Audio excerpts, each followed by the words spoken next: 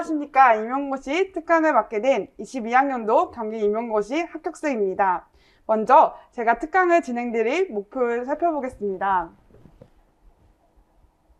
첫 번째 1차 시험에 관해서는 제가 재수이기 때문에 초수에서 어떠한 문제점이 있었고 그것을 재수 때 어떻게 보완했는지 반성적 성찰을 함께 해보겠습니다. 그 이후에 제가 초수 때는 타 강사를 선택했다가 재수 때 이동호 강사 선생님을 바꾸게 된 계기에 대해서 살펴보겠습니다. 가장 중요한 1년 커리큘럼을 함께 걸어나가며 공부 스케줄을 어떻게 진행해 나갔는지 설명을 드리며 1차 시험에 대한 전반적인 설명을 드리겠습니다. 그 이후 2차 시험에 관해서 간략하게 제 경험을 바탕으로 답변 드리도록 하겠습니다.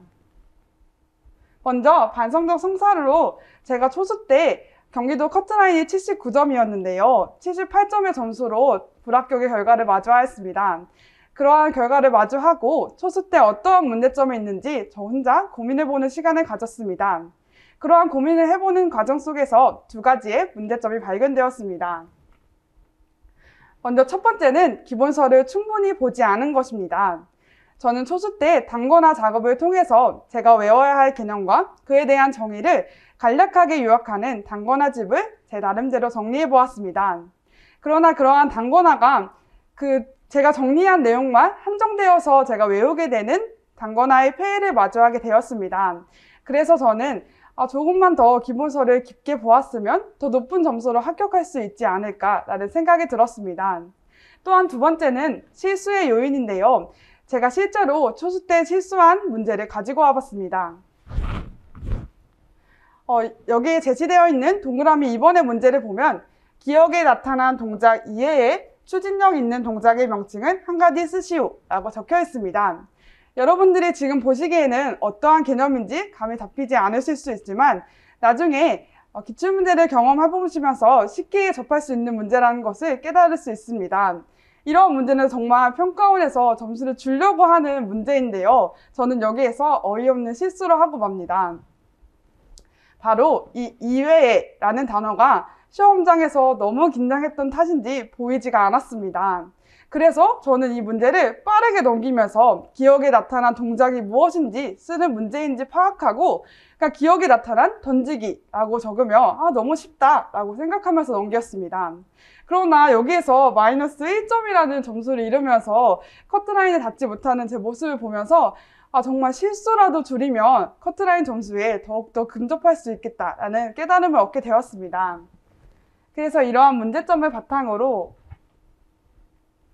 재수 때 보완을 하였습니다. 동관 선생님이 강조하시는 것처럼 기본서를 충실히 보면서 기본 개념을 중점으로 공부를 하는 것에 초점을 두었습니다. 그래서 과감하게 단권화 작업을 하지 않았습니다. 그래서 기본서에 충실하면서 기본서의 개념을 그냥 단순하게 키워드로 암기하는 것이 아니라 그에 대한 깊숙한 내용까지 제가 파악할 수 있도록 하였습니다.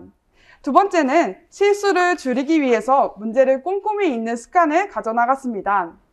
저는 동관 선생님이 1년 커리큘럼을 진행해 나가면서 우리가 문풀의 시간부터 문제를 마주하고 또한 3화부터 계속해서 기출문제를 병행할 텐데요. 그러한 문제를 마주하였을 때 문제를 꼼꼼히 읽는 습관을 길러 문제에서 요구하는 것이 무엇인지 내가 어떠한 답안을 적어야 정답으로 처리될 수 있을지 고민해보며 실수를 줄여나갔습니다.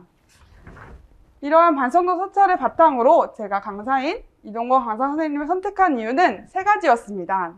먼저 첫 번째로는 기본서가 완벽했기 때문입니다. 타 강사를 수강하는 과정 속에서는 제가 기본서를 보고 다시 한번 기출에 어떤 지문이 있는지 찾는 시간이 너무나 오래 걸렸습니다. 그러나 동관 선생님의 책에는 기출 지문이 함께 추가되어 있어서 보기 너무나 편리했습니다. 성숙에 대한 개념을 파악한다면 그 성숙에 대한 개념이 기출에서는 어떻게 나왔었는지 기출 지문에서는 어떻게 설명되어 있는지 쉽게 파악할 수 있어서 두 가지의 개념을 혼동 없이 혼합적으로 파악할 수 있었습니다. 두 번째는 강의 시간인데요. 제가 초수 때는 강의 시간이 130분, 140분이 됐을 때 그 시간만 봤을 때 너무 부담으로 다가왔습니다.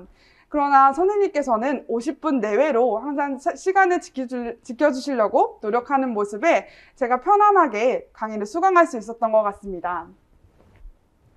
그 다음에 마지막으로 기출문제 분석 능력이 좋으시다는 건데요. 저는 설명회 때 보면서 동건쌤에게 반했던 요소가 이것입니다.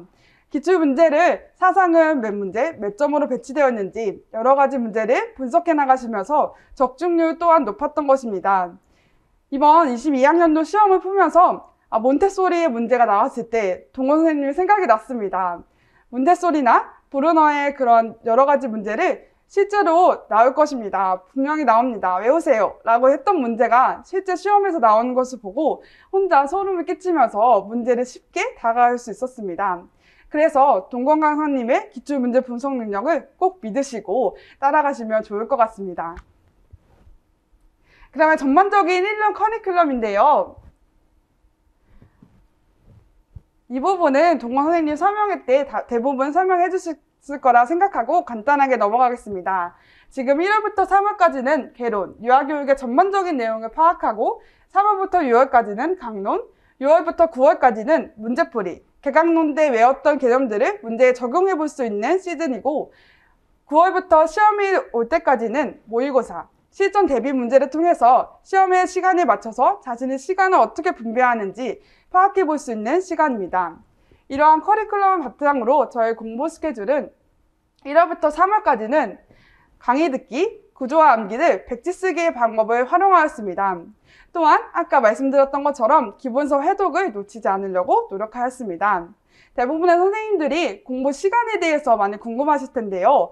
제가 캘린더를 보면서 총합을 내본 결과 보통 6시간에서 8시간의 공부를 했던 것으로 파악되었습니다. 물론 일주일 내내 7일을 꽉꽉 채워서 한 것은 아닙니다. 1월부터 3월은 무엇보다 조금은 여유를 가질 수 있는 시기이기 때문에 내가 너무 힘들거나 지칠 때는 일주일에 한 번 정도는 오프를 하였습니다. 다음으로는 제가 평일날과 주일날에 어떻게 공부를 진행하였는지 표로 작성해 보았는데요. 저는 토요일과 주일, 양일간 강의를 모두 들으려고 노력하였습니다. 보통 동건 선생님의 강의는 토요일날 오후 4시 이후부터 보통은 올라오기 시작합니다. 그래서 그 전에는 저기 다음과 같이 제시되는 것처럼 고시문 암기와 같이 좀 간단하게 제가 공부를 할 수 있는 내용들을 하였습니다. 또한 저는 동건 선생님 강의 중에 좋았던 것 중에 하나가 밑줄 자료인데요. 밑줄 자료를 보면서 수업을 마주하기 전에 제가 책에다가 밑줄을 치면서 밑줄 예습을 하는 것입니다. 그러한 밑줄 예습을 하고 법과 같은 빈칸 뚫고 풀기를 하였는데요. 저는 재수였기 때문에 법에 대한 관련된 자료가 있었기에 가능했던 건데 초수이시라면 동건 선생님이 법 강의를 그냥 그대로 따라가면서 좀 이후에 해도 괜찮을 거라 생각합니다. 그래서 그렇게 밑줄 예습을 마치고 강의를 들으면서 구조와 필기를 함께 병행하였습니다. 이러한 상황 속에서 강의를 그냥 듣고 바로 넘기고 책을 덮는 것이 아니라 다시 한번 강의 내용에 대한 기본서 내용을 밑줄 해독하였습니다. 저는 이제 기본서를 놓치지 않아야 된다는 생각에 통독을 할 것인가, 밑줄 해독을 할 것인가 이렇게 많은 고민이 되었는데요. 저는 통독을 하면 모든 개념을 내가 머릿속에 다 넣어야 된다는 부담감이 있어서 밑줄 해독으로 진행하였습니다. 그래서 주일날에는 제가 교회를 섬기기 때문에 9시부터는 교회를 가야 했었기 때문에 9시 전에 저는 모든 강의를 다 끝내고 싶었습니다. 그래서 강의가 조금 많이 밀린 날에는 새벽 2시, 3시 이렇게 일어나서 강의를 모두 처리한 뒤에 제 다음 일을 할 수 있도록 하였습니다. 이 부분은 사람의 성향에 따라 또 다르고 저는 이제 새벽에 일어나서 공부를 하는 게 잘 맞는 스타일이어서 여러분들의 공부 스타일에 맞게 처리해 나가는 것이 좋을 거라 생각합니다. 그래서 토요일과 주일, 양일간 강의를 다 듣고 밑줄 해독 한 번을 마무리한 뒤에 구조화 복습을 합니다. 그리고 평일날에는 그러한 구조화를 암기해 나갔는데요. 밑줄 해독을 여기 보시면 2번, 3번, 3회라고 써 있습니다. 그래서 그 한 주일에 밑줄 해독을 보통 3번 정도 진행할 수 있도록 하였습니다. 그리고 그것과 병행하며 구조화 암기를 함께 병행하였습니다. 그래서 수요일 정도에 구조화 암기가 어느 정도 되었다 싶으면 동건 선생님이 올려주시는 기출문제 강의와 기출문제를 풀면 문제에 적용시켜보는 능력을 길러나갔습니다. 또한 저는 재수였기 때문에 문풀 문제를 함께 풀었는데요. 초수시라면 기출문제로 충분히 대체할 수 있다고 생각합니다. 또 동건 선생님이 특히나 강조하시는 것이 개론과 기출문제 강의를 병행하는 것인데요. 저는 이것을 왜 그렇게 강조하실까라는 생각이 들었는데 정말 중요합니다. 여러분 지금 이 순간에 개론의 기출문제 강의를 접어두고 계신다면 지금 같이 병행하면서 듣는 것이 가장 중요할 것이라 생각합니다. 기출문제를 보면서 내가 이 부분은 더 깊게 알아야 되는구나. 이 부분은 이 정도만 알아도 되는구나 라는 것을 파악할 수 있어서 공부의 효율성을 높일 수 있는 방법이었습니다. 또한 그 이후에 목요일과 금요일은 누적 복습을 진행하였는데요. 예를 들어 전주에 사상 파트 1을 진행하였다면 그 다음 주에는 사상 1파트 플러스 2파트를 구조와 백지 쓰기를 통해 누적 복습하였습니다. 금요일 정도 되면 자기가 어느 정도 구조와 복습이 완료됐다고 생각한다면 간단하게 읽을 수 있는 놀이 1의 이해, 실행자료, 해설서를 막 외워야겠다 라는 생각이 들기보다는 간단하게 파악할 수 있도록 술술 훑으면서 읽어나갔습니다.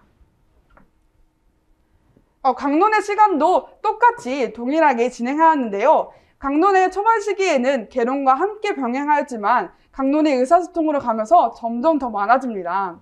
그래서 그때는 과감하게 개론을 놔두고 강론 커리큘럼을 따라갔습니다. 그러나 강론은 내용이 많기 때문에 자연스럽게 공부 시간도 늘어났습니다. 평균적으로 9시간에서 10시간 동안 강론의 공부를 병행하며 진행하였습니다. 제가 앞서 말씀드린 공부 스케줄에 대한 참고 자료인데요. 먼저 선생님들도 이미 하고 계시리라 생각이 듭니다. 중요 표시는 빨간색 형광펜, 빨간색 색연필로 진행하였고 밑줄 예습을 할 때 함께 밑줄을 그으며 해독하였습니다. 다음과 같은 사진에서 보시다시피 계절에 대한 부분에 있어서 내가 외워야 할 것이 있다면 별표시와 빨간 색깔 형광펜으로 활용하였고 기라는 표시가 되어 있는 부분에서 성숙에 대한 또 다른 내용이 가미되어 있다면 그 부분을 함께 병행하면서 구조화에 필기하여 암기하였습니다. 구조화 자료를 활용하는 방법인데요. 저는 기출에서 나오거나 동건 선생님이 적중 문제로 이야기해 주시는 부분을 스티커로 표시하였습니다. 다음과 같이 전조잡기에 대한 내용이 너무나도 중요하고 시험에 나올 것 같다라는 부분은 스티커로 표시하여 제가 구조화 자료를 보았을 때 가독성을 높일 수 있도록 작업하였습니다. 여러 가지 글씨들이 써 있는데요. 상징적 사고에 대한 정의가 책에 기술되어 있다면 옆에다가 사고에 대한 개념을 적고 구조화 자료를 키워드만 암기하는 것이 아니라 그에 대한 설명도 내가 설명해 줄 수 있도록 정의나 특징을 풍부하게 작성하여 암기하였습니다. 그럼 백지 쓰기 방법으로 저는 누적 복습을 하고 계속해서 반복을 해나갔는데요. 다음과 같이 글씨를 알아보시기 어렵겠지만 그냥 이면지에다가 예를 들어 사상에 대한 백지 쓰기를 진행한다고 하면 사상의 고대 및 중세, 소크라테스, 지적합의설 이렇게 키워드를 쓴 다음에 내가 적었던 정의나 특징을 옆에다 적는 방법으로 백지 쓰기를 계속해서 반복했습니다.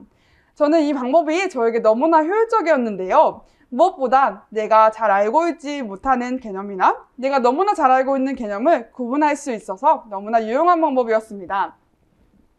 그래서 저는 월요일 날에는 사상, 발달, 놀이, 교사에 대한 내용을 백지 쓰기를 진행하였고 화요일 날에는 부모, 평가, 복지, 신체, 건강, 안전을 진행하였고 수요일 날에는 의사소통, 음악교육, 목요일 날에는 사회관계, 미술교육, 금요일에는 수학, 과학, 교육과정을 진행하였습니다.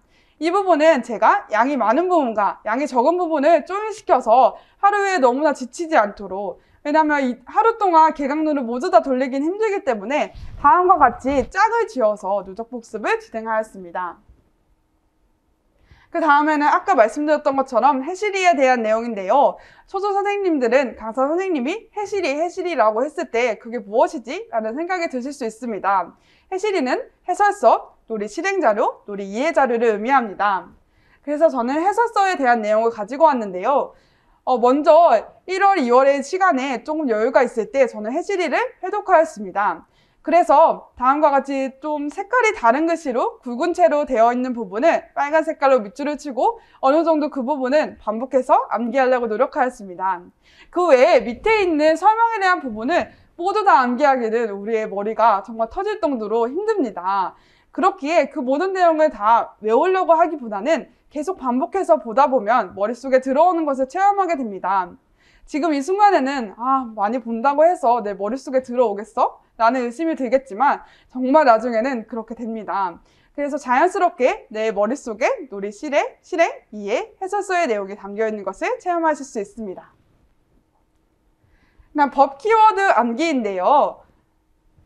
강사 선생님께서 이제 법 강의가 진행되면 법의 두꺼운 자료들을 주실 것입니다. 그래서 저는 법 자료를 2세트로 인쇄를 하였습니다. 그래서 한 세트는 다음과 같이 암기 자료를 만들었는데요. 선생님이 이야기해 주실 때 중요 키워드를 먼저 형광펜으로 하이라이팅 한 다음에 암기 자료에는 다음과 같이 수정 테이프를 활용해서 그 빈칸에다가 지워놓은 다음에 내가 암기 자료를 보고 이면지에 빈칸을 채워넣는 식으로 진행하였습니다. 그러나 법은 너무나 많기 때문에 내가 이것을 다 가져가야 돼 라는 생각이 들면 너무나 힘드실 것 같습니다.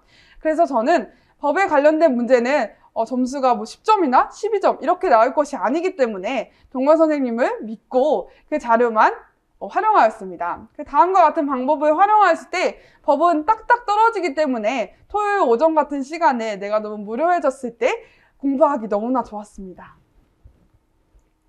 그 다음에 문풀 시즌인데요. 문풀 시즌에는 아까 말씀드렸던 것처럼 백지 쓰기 복습을 계속해서 반복해 나갔고 저는 이렇게 문제의 답을 책에다 작성하지 않았습니다. 왜냐하면 답을 작성하면 그 정답만 보고 바로바로 넘어가기 때문입니다. 그래서 정답은 이면지에 적고 문제를 풀어나가면서 그 문제를 깊이 있게 더 분석할 수 있도록 노력하였습니다.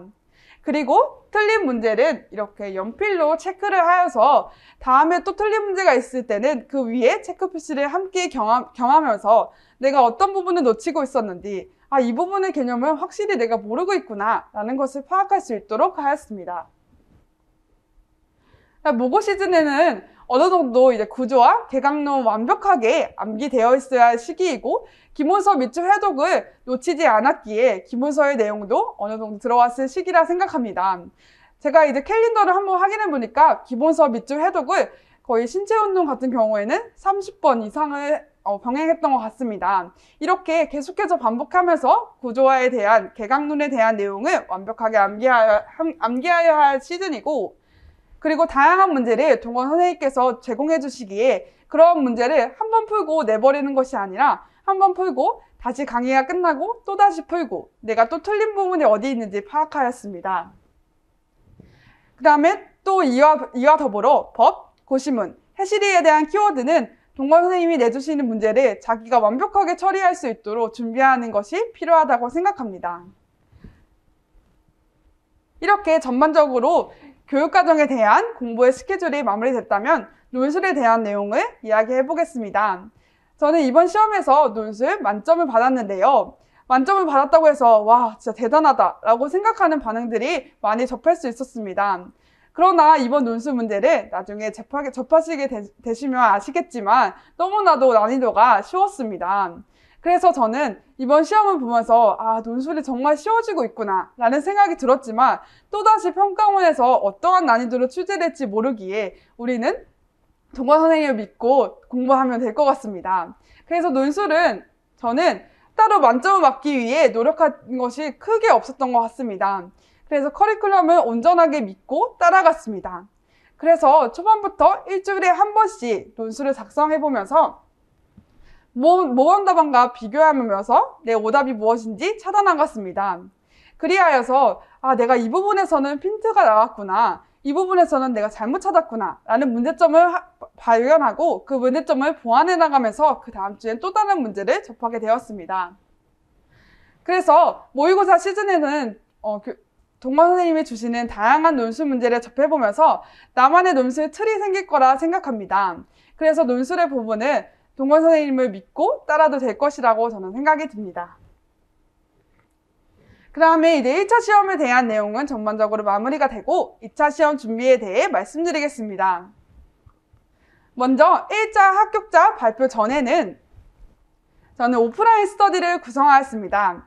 주 3일간에 진행하면서 선생님들 3명과 저 포함해서 3명과 함께 만나서 진행하였습니다. 구체적인 내용으로는 수업 1세트, 면접 1세트를 진행하였는데요. 수업을 이 시즌에는 활동 유형별로 진행해 보았습니다. 활동 유형이란 이야기 나누기, 미술 활동, 음악 감상 활동 이런 것을 의미합니다. 그래서 이 시즌에는 이렇게 진행하였고 함께 병행하면서 놀이 사례집을 읽어나갔습니다.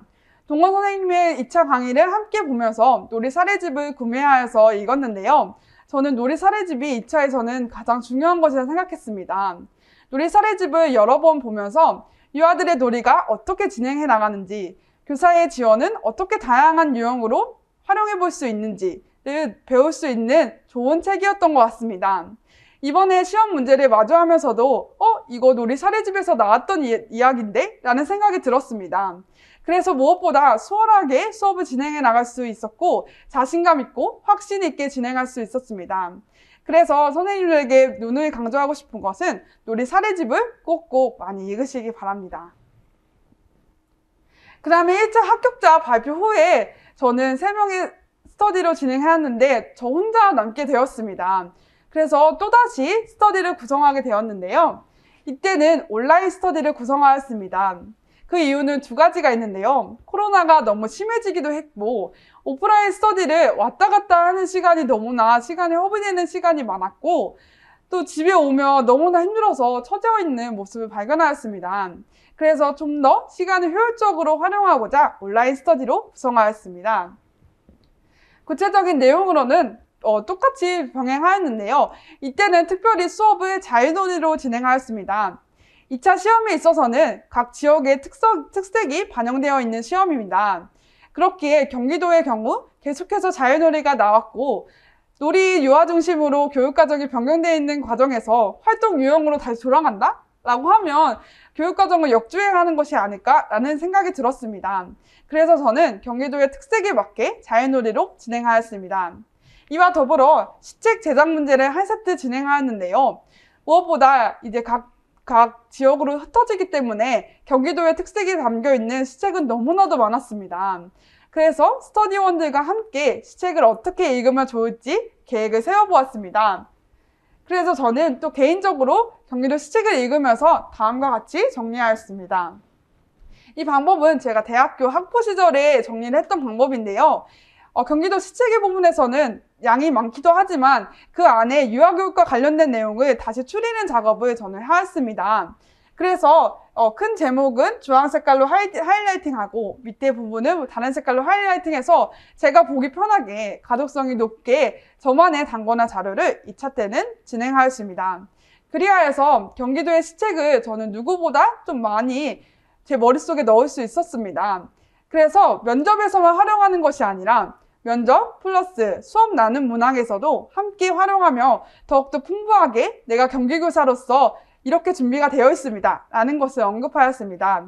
또한 이제 면접이나 수업 나눔에서 정말 마지막이기 때문에 포부를 이야기하였는데요. 포부를 이야기할 때도 경기도 시책에서 제공되어 있는 문장을 인용하여서 이야기를 하니까 모두 좀 좋아하시는 눈치였던 것 같습니다. 그래서 여러 방법으로 사용할 수 있기에 경기도 시책은 중요할 것입니다. 그러나 이렇게 준비하다가 저는 위기를 맞게 되었습니다. 3명의 스터디원 중에 2명의 스터디원이 갑자기 또 자기는 시책 공부가 너무 미비한 것 같다라는 생각으로 개인 공부가 필요하다며 스터디를 떠나게 되었습니다. 그래서 저는 혼자 개인 공부를 시작하게 되었습니다. 정말 너무나 막막했고 2차 시험은 1차 시험과 같이 딱딱딱 정해져 있는 것이 아니기 때문에 너무나 혼란스러웠습니다. 그러나 합격된 선생님과 통화를 통해 저는 다시 한번 공부 계획을 세워보았습니다. 먼저 동건 선생님의 2차 강의를 통해서 다양한 문제, 기출문제를 접해보게 되었고 또 다른 새로운 문제를 접하기 위해서 하이패스 책이라는 것을 구매하였습니다.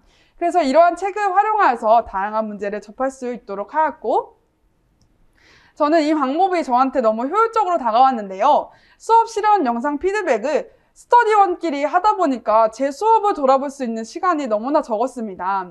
그리고 피드백을 정리하는 과정 속에서 시간이 조금 더 오래 걸리면 이 시간에 개인 공부하고 싶다 라는 생각도 들었던 것 같습니다. 그래서 저는 동건 선생님 카페에서 합격자 선생님을 찾아 그 선생님에게 피드백을 강구하였습니다. 그래서 저는 수업을 전송해드리면 그 선생님을 피드백을 주심으로써 시간을 좀 더 효율적으로 활용할 수 있었던 것 같습니다. 그 다음에 이 방법이 수업 실현에 대한 대처 능력을 높일 수 있는 것이라 생각하는데요. 수업 구상을 많이 해보는 것입니다. 하루에 5가지의 문제를 제가 직접 구상을 해보면서 10분은 수업 구상, 5분은 수업 나눔 문항을 구상해 나갔습니다. 그리야 해서 다양한 문제에 대해서 내가 어떠한 논리로 이끌어 나가야 하는지를 고민하였습니다. 그래서 수업 구상을 할 때 25분의 모든 시간을 꽉 채우기보다는 15분의 시간 동안 수업 실험과 나눔을 구상하고 10분은 내가 머릿속으로 리마인드 할 수 있는 시간을 가질 수 있도록 연습해 나갔습니다. 또한 2차 시험에 있어서는 면접이나 수업 실현 틀을 제작하시는 분들이 많은데요. 저도 처음에 시도는 하였으나 바로 과감하게 포기하였습니다. 왜냐하면 기출문제가 또다시 나오는 것이 아니기 때문에 틀을 제작하는 것에 있어서 한계가 있었고 융통적으로 대처할 수 없는 문제점이 발견되었기 때문에 틀 제작은 과감히 하지 않았습니다. 그리고 시험과 같이 연습하려고 많은 노력을 하였는데요. 먼저 2차 시험에서는 평가위원들 책상에 시계가 놓여 있습니다. 그러나 수업을 하거나 면접을 답하면서 시계를 보기는 쉽지 않습니다. 그렇기에 아날로그 시계를 자신의 손목에 착용하고 이 시계를 몇 번이나 볼 것인지, 언제 볼 것인지 라는 것을 먼저 연습해 볼 수 있는 시간이 필요하고 평가위원들의 사진을 붙이며 연습해 나갔습니다. 다음은 제가 실제로 집안에서 연습을 할 때 활용했던 것인데요. 내 눈앞에 평가위원 3분의 사진을 붙여두고 의자에 앉아서 어떻게 답안을 하면 좋을지 라는 고민을 하였습니다. 이 방법은 평가위원들과 눈이 마주쳤을 때 내가 당황하진 않을까? 라는 걱정을 완화시켜줄 수 있었는데요. 실제 사진이지만 그분들의 눈을 바라보면서 마주쳤을 때 제 머릿속이 하얘지는 것을 경험하였습니다. 그래서 나중에는 정말 마스크까지 이 사진에 씌워서 실제 평가위원들을 마주했을 때 내가 어떻게 시선을 처리해야 하고 어떻게 답안을 구성해 나갈 수 있는지 대처할 수 있도록 융통성을 길러나갔습니다. 이제 전반적인 제 내용을 마치고 핵심 키워드를 함께 살펴보려고 하는데요. 먼저는 1차 시험에 있어서는 복습을 누가 더 많이 하느냐, 2차 시험에 있어서는 누가 연습을 더 많이 하느냐에 따라 합격의 지름길로 갈 수 있을 것이라 생각합니다. 또한 1차 시험에서도 다양한 문제를 보면서 자신의 문제를 꼼꼼히 보는 습관과 문제의 적용 능력을 높이고 2차 시험에서도 수업 실험과 면접에 대한 문제를 다양하게 접해보는 것이 합격을 나아갈 수 있는 지름길이라고 생각합니다. 다음으로는 제가 최종 합격 창을 가지고 왔는데요. 여기에 땡땡땡 이름에 선생님들의 이름이 담길 수 있습니다. 머지않아 올해 함께 동원 선생님과 함께 최선을 다해서 용기 있게 공부를 하시면 이 합격창에 선생님에게 돌아갈 것이라 생각합니다. 지금까지 합격 수기를 들어주셔서 감사합니다.